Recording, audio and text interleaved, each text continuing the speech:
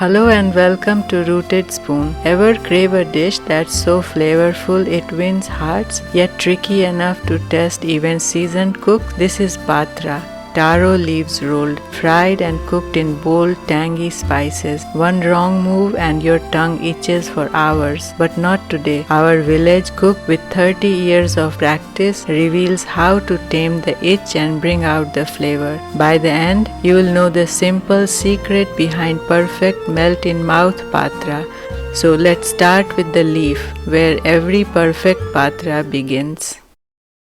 First, wash the leaves gently and lay them flat in the sun for 10 to 15 minutes. This little sun bath makes them soft, pliable, and easy to roll. In the meantime, prepare the spices: 5 to 6 chopped green chilies, 10 garlic cloves, and 3 teaspoons of black mustard seeds. You can use a grinder to grind these spices, but our village cook loves to grind with hands. He says it brings out the true flavor in all the spices.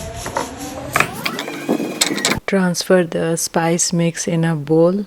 Grate 2 medium-sized tomatoes and 2 medium-sized onions. Don't make them into a fine paste because grated onion and tomato give texture to the gravy. Now the most crucial part, the itch prevention. Flip the leaves facing upward and drizzle lemon juice. The acid breaks down the oxalates that cause that dreaded burning and itch in the tongue. Stack 5 to 6 leaves, each layered with lemon juice. Keep rolling up tightly like a cigar your grandmother would never approve of until it's a compact 6-inch long and 2 pencil thick log. Tie the ends into a neat knot. Once you are done rolling all the leaves, one last time press it hard. Make a knot tying both ends together. Tuck the ends as if you are making a knot with a thick rope, and then press with your palm so that it gets squished and crushed. Tighter the knot, the better it is. It won't open up. In 20 to 25 leaves, you will come up with about 8 such knots. To prepare the batter for frying, take 3 tablespoons of gram flour, 1 teaspoon of turmeric powder, 1 teaspoon salt, 1 teaspoon colocasia or black cumin seeds, 1 teaspoon of carom seeds or ajwain, and about 3 tablespoons of lemon juice. Add a little water and whisk it properly. Don't add too much water at once. Mix water little by little as you go. Whisk it properly. Whisking makes the batter soft and fluffy. Add water slowly until pancakes smooth and airy. Time to fry. Dip each knot in the batter, coat well and slide it into medium hot oil. Don't crowd them. Patras like attention. 2 or 3 at a time is enough.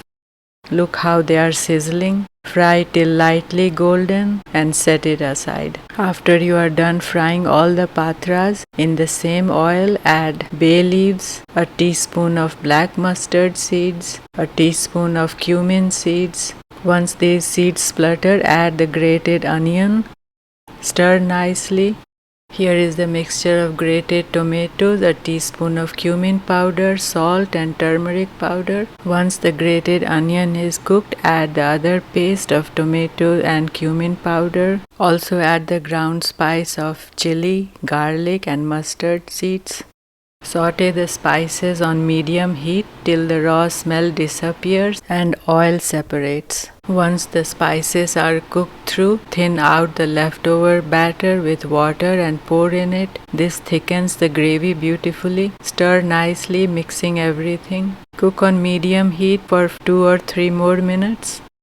Now add water for gravy. If you want to eat with rice, add more water for thinner gravy.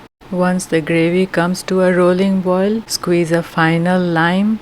Stir everything, mixing the lime juice and all the spices together. When you see oil floating on top of the gravy, drop in all the fried patras. Stir everything, dipping all the patras in the gravy. Let it simmer for 2 to 3 minutes. The patras are boiling beautifully and happily in the gravy, soaking up all the liquid. And now turn off the heat. Cover and let it rest. Patras are ready and now it's time to serve. Some people like it with chapati, but most people like it with rice. It's like fish gravy and rice. It's soft inside, crisp outside, kissed by lemon and spice. That's real village patra. Serve it with steamed rice, sliced onion and pride.